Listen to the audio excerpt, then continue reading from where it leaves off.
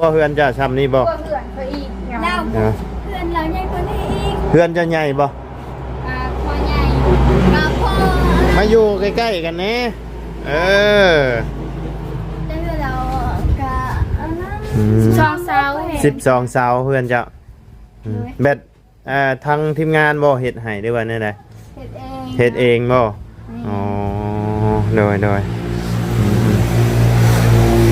เราเบิ่งใช้ฟ้าใช้หยังให้งามนี่ เพื่อนเรางามก็เพื่อนใครอีก โยเฮือน งามบ้านห้องนี่เด้ เฮือนเลยโดยเฮือนเลยเฮือนเราบัดหาสิเฮ็ดใหม่บ่เฮือนเจ้าบัดเฮ็ดแตะลนนะ ว่าเฮ็ดเรามันก็บ่งามคือเพื่อนเราบ่ได้เพื่อนเรามันงามประตูนี่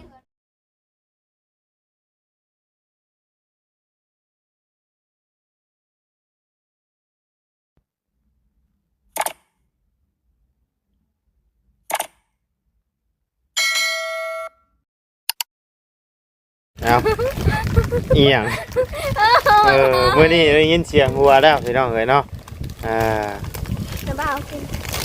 อีหยังนะป้าดเป็นไส้ของไม้เนาะขนมบ่ใจเด้อ อัน5,000นะอัน5,000 อัน5,000เจ้าคือ บ่อันละพัน อันละพันบ่ โดย สิเจ้าสิขายให้ละบ่าวบ่นี่ ใช่หรือเปล่าอันละ5,000 อันละ5,000 โดยบ่เด้อ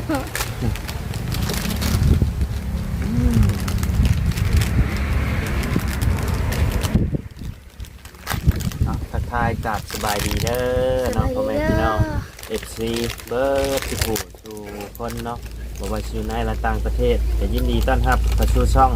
บ่ไลคือเจ้าพี่น้องเอ้ยพบเจอกันช่วงค่อยค่ำลงแรงเนาะพี่น้องเอ้ยฝนก็สิตกนี่แหละเนาะลมมืดฟ้ามืดฝนมาอีกแล้วพี่น้องเอ้ยเนาะ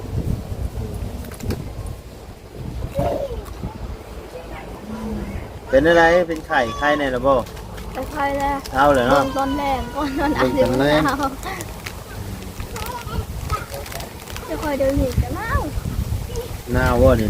หนาวกันหนาวคือกัน เฮ้ยขอเดินหนีมันไม่ได้แดดดิ หนาวกันหนาวคือกัน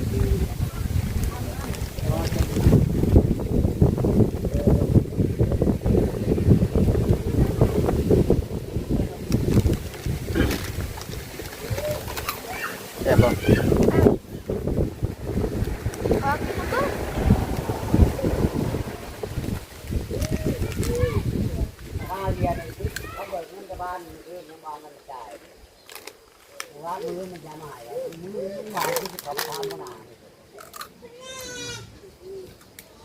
เมื่อยบ่คือระบ่าวมาถ่ายนั่นฮะ มันเลยเมื่อย ยันว่าอย่ามาเมื่อย บ่มือตลก ฮะตลกดี ขอโทษที่บอกตลกจะเหนื่อยทำไม เอากะสิเป็นหยังกะเนี่ยมันตลกกับตลกเนาะเนี่ยจริงจังเขาก็จริงจังเราเป็นตลก เกี่ ดี ยวกับตลกเกี่ยวกับบ้องเนาะ โดยช่วงตลกกับตลกนั่นแหละพี่น้องเลยเนาะอันนี้ช่วงเครียดกับเครียดคือกันช่วงจริงจังกับจริงจังคือกันเนาะพี่น้องเลยก็คือเอาคลิปนี้กับว่าไล่สิมาเว้ามาตอบคำถามของ FC ผู้หนึ่งเนาะถือว่า FC ตัวยงเลยแหละพี่น้องเลยเนาะ FC ตัวยงเลยแหละเพิ่นไปมิ่นทุกต้องเลยพี่น้องเลยในทีมงานนี่มีลุงหนวดมีรถตูนมีจานเล้ามีเบาบุญสารวัตรเพิ่นไปมิ่นบัดพี่น้องเลยแต่ว่าถือว่าก็เอาถือว่าเพิ่นก็เป็น FC ตัวยงเลยแหละเนาะพี่น้องเลยแต่ว่าก็คอมเมนต์ในแนวทางที่ว่ามันโบขัดบันไดพี่น้องเลยเนาะก็คือเมื่อวานนี่เนาะทางวอไลได้ลงคลิปไปเนาะพี่น้องเลยทางน้องเพิ่นบ่สบายเนาะเพิ่นกับมาด่ามาเว้าว่าทางทีมงานนี่ทายแต่น้องเพิ่นบ่ให้น้องเพิ่นมีเวลาพักผ่อนเนาะก็มี ทีมงานเมื่อเขาก็พักผ่อนอยู่บ่แม่นว่าพวกนาบ่าวอยู่นี่แต่หนดนะพวกนาบ่าวก็เมื่อก็หากินข้าวเนี่ยหาข้าวเนี่ย เนาะพี่น้องก็คืออยากให้ฮู้เนาะ มันเป็นงานของเฮาเนาะคันเฮาบ่ทายบางเทื่อผู้รักผู้ใหญ่เพิ่นผู้ที่เพิ่นซอยเฮ็ดเรือนในซ่านนี่เพิ่นก็อยากให้เฮาอัปเดตให้เบิ่งว่ามันไปฮอดสายแล้วเนาะคันเฮาบ่ทายก็เป็นไปบ่ได้พี่น้องเอ้ยเนาะคันสมมุติว่าเฮาบ่มาถ่ายน้องเพิ่นบ่เข้ามาถ่ายน้องเพิ่นก็น้องเพิ่นก็คือสิบ่มีฮอดมื้อนี้แหละพี่น้องเอ้ยเนาะแม่นบ่ โด แต่ ย ว่า ทาพวกนาบ่าวบริทายและเอื้อนคอยจะบ่มีสามีแล้ว โดยการทางทีมงานบอกเข้ามาพี่น้องเลยอาจจะโมเมนทั้งบาไลโยพี่น้อง อา แต่ คอยกะอยู่ ทางทีมงานเนาะ อยู่เฮือนกระตุ้มน้อยนี่ จะ แห อ ละ ยู่กระตุกน้อยนะกับไปเผาโรงงานเนาะ โดย ไปเผาโรงงาน นอนอยู่โรงงานหมดแล้ว โดยบางเทื่อก็บ่มีเขากินบางเทื่อก็อด อืม เดี๋ยวนี้ยังใครแน่มีเขากินมี โด อะ ย ไร มีทั้งทีมงานชื่อนั่นชื่อนี่มาให้กินเนาะอ่า มีขนมมีอย่างหลายอย่างนะ ใช่มีนั่นมีนี่มาผากบางมือก็อาจจะบ่มีบางมือก็มีนั่นแหละพี่น้องเลยก็บ่ได้ว่ามีทุกมือหรอกเนาะ โดยถ้าบ่มี นานๆก็มีที่เนาะทางทีมงานก็มือใดพอมีก็ซื้อมาฝากพี่น้องเลยมือใดบ่มีก็แม่นบ่ได้ฝากเนาะก็อยากให้เข้าใจกันในจุดนี้เนาะเป็นว่าโอ้ยถ่ายคลิปบ่ให้น้องเพิ่นยุดเพิ่นย้อนเลยก็มีอยู่คอมเมนต์อันเดียวแหละทุกคลิปที่ลงไปว่าคอมเมนต์ในแนวทางที่บ่ดีอ่ะพี่น้องเอ้ยเบ้าแบบว่าเสียดสีอยู่เนาะพี่น้องเอ้ยก็บ่เป็นหยังเนาะก็ต้องขอบคุญขอบคุณทั้งเพิ่นหลายๆเนาะที่เพิ่นถือว่าเพิ่นก็เข้ามาเบิ่งและเพิ่นติดตามเฮาเนาะถือว่า FC ตัวยงเลยแหละพี่น้องเอ้ยเนาะแต่ก็บางคอมเมนต์เพิ่นก็คอมเมนต์แบบเจ็บอยู่เนาะพี่น้องเอ้ย ก็ได้มาถามทั้งน้องเพิ่นมาเมื่อยโบที่ชุลบาวเข้ามาในนี่เนาะเมื่อยกะถามว่าเมื่อยบ่มันก็เมื่อยนั่นแหละเนาะพี่น้องเลยบ่มีอย่างดอกที่มันสิบ่เมื่อยเนาะแต่ก็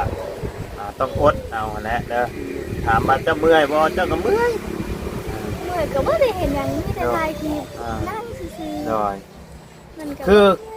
คือทั้งทีมงานนี่ก็ถามว่าเมื่อยบ่เฮ็ดในนี่ก็เมื่อยพี่น้องเลยแต่มันก็เป็นงานเป็นเวียกเป็น แต่ งาน ข่อย เขาเล ว่าย บ่ได้เมื่อย อ่า ถ้าเฮ็ดอันนี้เฮ็ดนั้นให้นี่เฮ็ดส่วนมันกันก็เมื่อยอยู่นี่ โด เฮ็ ย ดนี่นั่งซื่อๆถ่ายคลิปมันก็บ่ได้เมื่อยปานนั้น โดย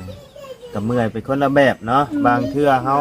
บ่สบายนี่ตนนี่โตน้องเพิ่นก็อาจจะเมื่อยอาจจะงอแงก็เป็นเรื่องธรรมดาพี่น้องคือเฮาบ่สบายและเฮาก็บ่อยากปากอยากเว้าน้ำไผเนาะเข้าใจพี่น้องก็มีบ่หลายหรอกพี่น้องก็มีอยู่อันช่องเดียวแหละที่เพิ่นคอมเมนต์ไปทุกคลิปเลยพี่น้องเอ้ย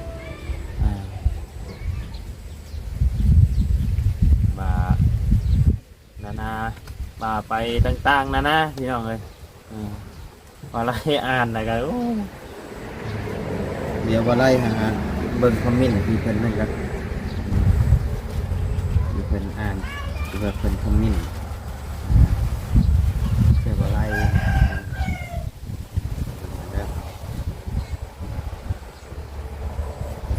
ยู่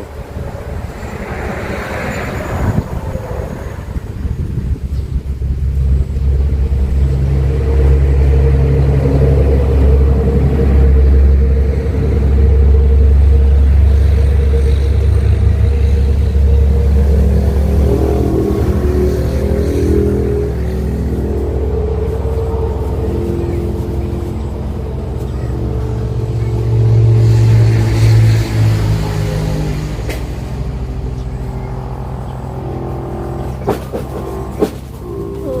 ตกใจรถโดน ตกใจรถใช่ละบ่เห็นจักพี่น้องบ่ได้อันปักหมุดไว้คลิปนี่แหละที่ว่าไล่นั่นน่ะแต่ว่ามันบ่เห็นนะพี่น้องตัวนี้แหละ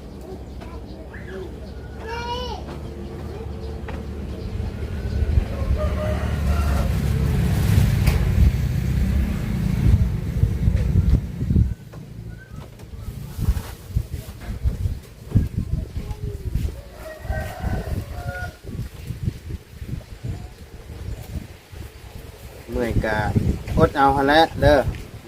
ก็บ่ได้เมื่อยก็คิดว่า บ่ได้เมื่อยเนาะ ถ้าคิดว่ามีเพื่อนหนังใหม่แล้วบ่ได้เมื่อยดอก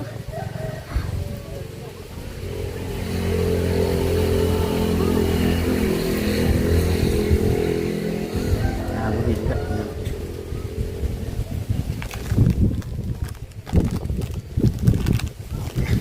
กินนมไม่ได้นมกินจ่อยไม่กันเลยพี่น้องมื้อนี้ก็อาจจะเงียบเงาแน่เนาะพี่น้องเพราะว่าตามกันบ่ได้มากมื้อนี้ไปชงสการเนาะไปชงสการคนในบ้านเป็นเสียเนาะพี่น้องก็เลยไปชงสการอาจจะเป็นมื้ออื่นเท่าแหละเพิ่นมาเนาะหายังฮะหาถ้วยเฮ็ดแต่เฮ็ดยังกินได้อาหารยังมื้อนี้อาหารแดงเนี่ยบ่มีหยังกิน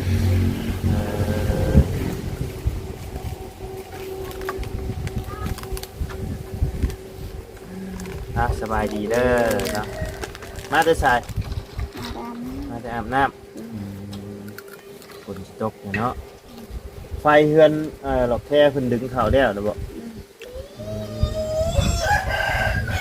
ไปเบิ่งพี่น้องถือว่าเรียบร้อยเนาะบัดนี้เนาะพื้นไฟของมีก็แล้วเนาะสบายแล้วบัดนี้จำสิซะคือสับสบายแล้วบัดนี้เนาะต่อไปใส่ก็สบายบัดนี้พี่น้องพื้นไฟมาฮอดเบิดแล้วสะดวกสบายน้ำใดไฟสว่างบัดยังเหลือเพื่อนจะดีกันต่อน้ำสาวมากก็ได้แต่ว่าเนาะ มันอยู่กันทางเลย ฮะ ยกขึ้น เป็นยุคมาตามทางนี้จ้างเพิ่นมาดึงให้ที่ว่าแล้วเนาะแต่มันเป็นไฟแบบไอของเอกชนพี่น้องไฟแบบเพิ่นซื้อมาแวงมาเองเนาะแล้วก็อาจจะบ่อยากให้ต่ออาจจะให้ซื้ออยู่หันเลยพี่น้องเป็นลงทุนไปก็ลายอยู่แล้วซื้อหมูแบงนี่พี่น้องเอากินให้เบิดกินแล้วบ่พอแล้วระบาปวดหัวกินแล้วลำปวดหัวมันเป็นทั่วพี่น้องกิน ไม่บอก ไหนระบาไม่ก่อนจะไม่ได้ไปหาหมอได้บ่ก็ชวนน้องเพิ่นไปโยพี่น้องแต่ว่าน้องเพิ่นก็บ่ไปเพิ่นย่านเข็มเนาะท่านให้ไปให้หาหมอนี่เป็นยังไงท่านให้ไปหาหมอต่อเป็นชีนะยอมยังย่านเคยไปอยู่บ่แต่ใหญ่มันเคยอยู่หลายเคยอยู่แบบบ้านยุ่นแบบว่าย่างไปบ่เป็นเพื่อได้จังยอมไปเนาะยุ่นแบบว่าเพิ่นโอ้มลงจากเพื่อนเลยบ่ ไปบ่เป็นนะเด้พี่น้องเอ้ยลุกไปบ่ได้ได้เบิ้นเหือเบิ้นแห้งเนี่ยก็ต้องจำเป็นละพี่น้องถ้าน้องเดือนเราอยากกินยาแล้วเลือกซักก็เลือกกินยาดีกว่าแต่ว่าเด็ก แต่ว่าเอาซักก็ได้แต่ว่ากินนี่แต่ว่าเอาอยากแค่มันขบถามมาแล้วว่าย่านโบเข็มโอ้แล้วว่าโคตรย่านนี่แหละเข็มแล้วว่าเอาแคนหักอยู่นี่เพิ่นมาซักยาให้แล้วว่าแล่นเลยอ่ะ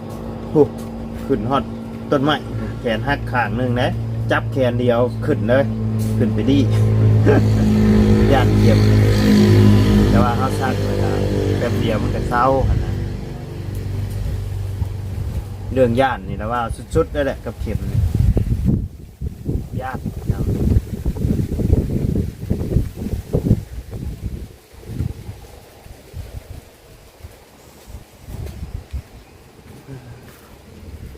อื่น านประตูนี่แหละ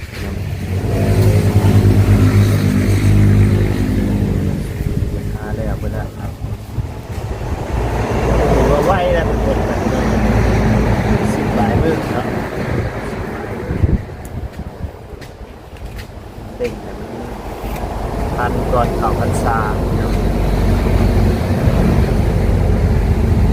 ต่อเพื่อนน้องเลี้ยงอีกเนาะรอรุ่นเบิ้งพี่น้องเลยว่าสิจะเอาสร้างทั้งใดต่อเนาะตามเบิ้งสร้างทั้งอื่นนำนะครับมันถือลงกันบนนี้ได้พี่น้องเลยเนาะ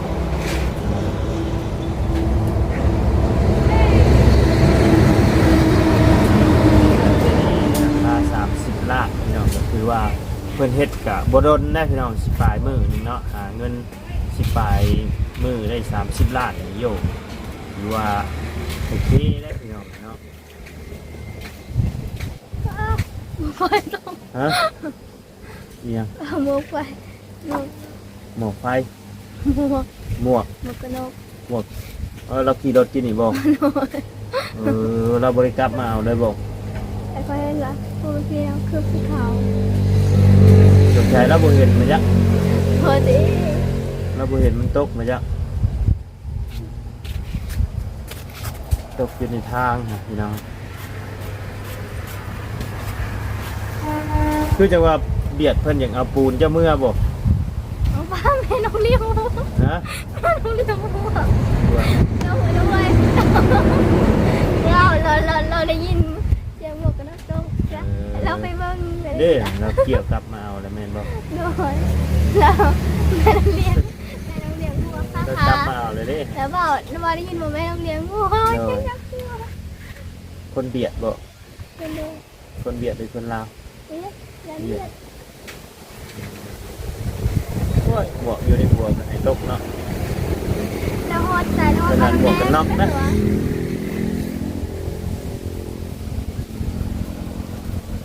นลาวแต่ว่าคนเบียดบ่หัวเบียดเลยเนาะมันบ่ได้ซบลงในนี้เด้อมันเป็นหัวใบหัวใบเนาะ อ้าวคือเก่า ไปเลย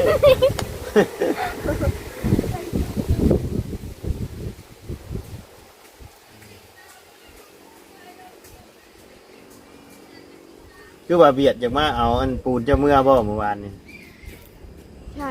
เอาแบบเบียดไอ้ที่เพิ่นเอาปูนลงไม่หันเบียดคิดว่าเป็นของเพิ่นเรือบ่จะอยู่บ่ หอมบูยันหอมบูอยู่ จะบ่อยู่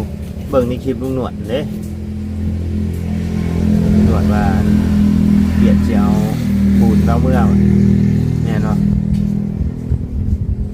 ฮะบ่ฮู้ซักไอ้เพื่อนบ่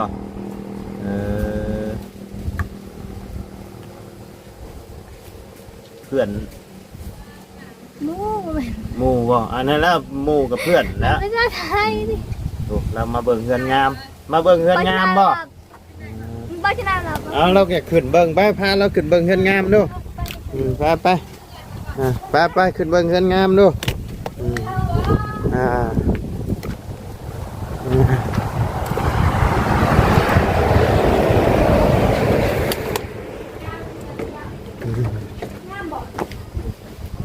อึ๊บงามบ่งามบ่งามบ่สบายดีเด้อ สวัสดีเด้อซีมุสกุลทุกคน โอ้แล้วเราคือนั่นเนาะมีคนเคยเข้าไปถ่ายเจ้าบ่ มี ไผ ปลาจอย บ่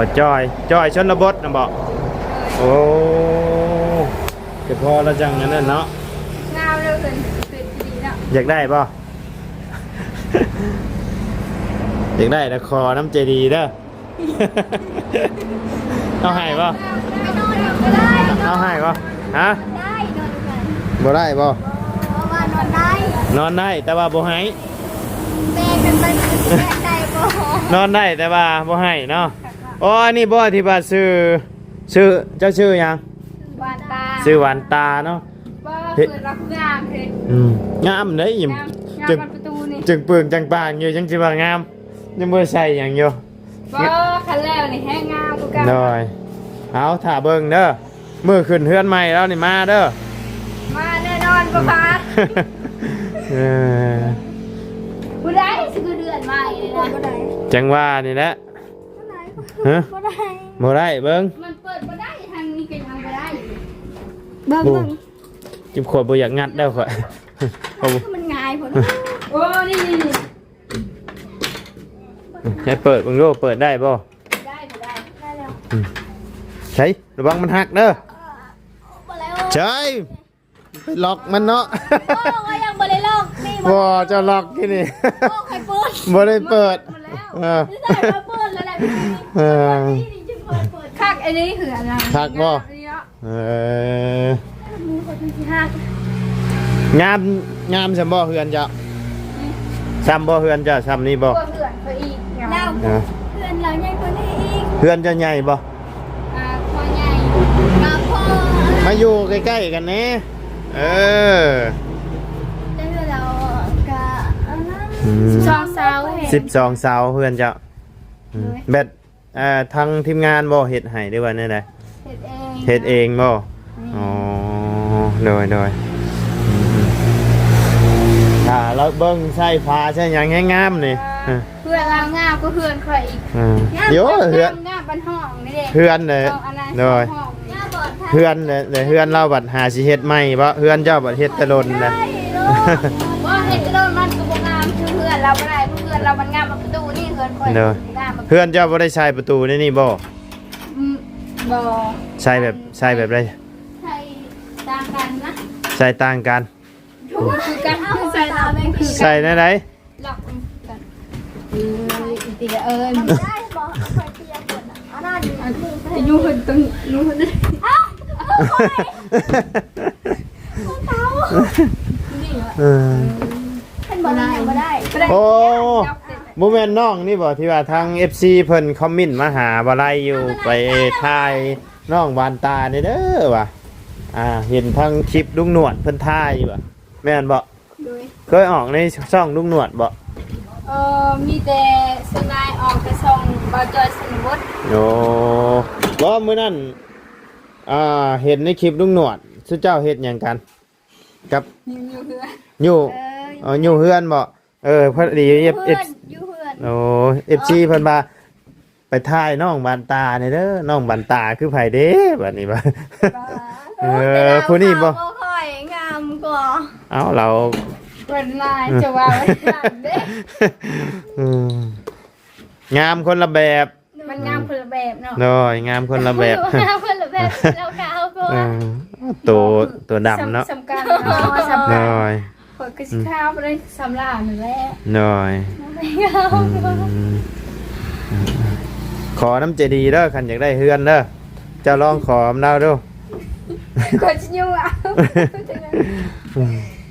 ไม่ได้คนปิดไม่ได้อย่าแล้ว จะปิดบ่ได้คนก็ปิดบ่ได้คือกันนะ ตัวนี้เล็กแล้ว อ้าว ปิดได้เลย อ้าวตัวคมบ่เข้าเนาะมันก็บ่เข้าเลยได้เด้ เดื บั อ ด นเราหนูได้สิแล้วคุยทาเพื่อนใหม่ได้ สร้างเพิ่นว่าอีกอาทิตย์หนึง บ่ขออาทิตย์หนึ่งบ่ น้อย โอ้ยขอยก็ต้องกินเลยนะ เอาโอเคซะเนาะพี่น้องเอ้ยสำหรับคลิปนี้ทั้งบ่ไล่ก็สิได้ขอจบคลิปปิดคลิปลงไปเพียงสำนี้ก่อนพี่น้องเอ้ยคันมีเวลาสิเข้าไปเบิ่งเฮือนน้องหวานตาเพิ่นโยพี่น้องเอ้ยเนาะบ่เป็นจังไดบ่เคยเห็นอยู่หม่องไหนเฮือนจ้ะบ่ฮู้คือกันเอา มาก็อยู่ บ่ บ้าน เอาใช้บ้านเจ้าอยู่ใช้ล่ะ บ้านน้องแดง บ้านน้องแดง เดี๋ยวเริ่มมาลา คุณบ่โอ้อยู่เข้าไปในอีกบ่หรือว่าอยู่ติดทาง ขับไปไหน เข้าไปใน เลย โอเคสามคันมีเวลาสิเข้าไปเบิ่งน้ำเด้อ โดย หน่อยไปกันเด้อบัดนี้เด้อสบายดีเด้อ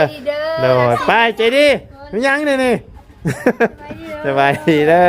อนะไปพี่น้องเอ้ย